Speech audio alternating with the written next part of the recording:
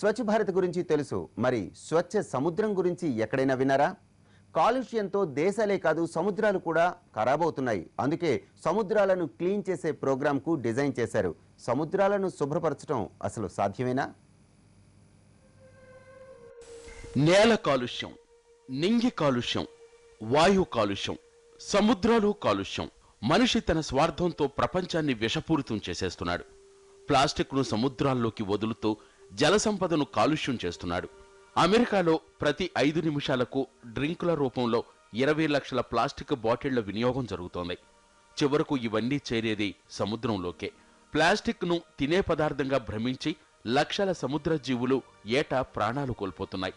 ఇక చెత్తలో చిక్కుకుపోయి జీవులు మరణించిన ఘటనలు కూడా ఎన్నో.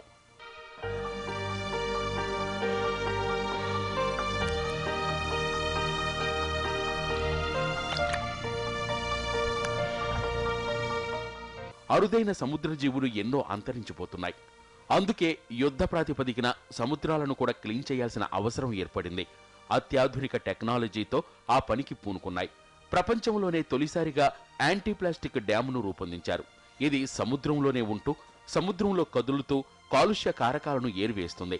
అందుకే దీనికి ఫ్లోటింగ్ డ్యామ్ అని పేరు పెట్టారు. 2016 ప్రారంభంలో ప్రయోగాత్మకంగా ఈ ఫ్లోటింగ్ డ్యామ్ను పరీక్షిస్తున్నారు. నెదర్లాండ్స్ సముద్ర తీరానికి 23 కిలోమీటర్ల లోపల దీనిని ఏర్పాటు చేస్తున్నారు.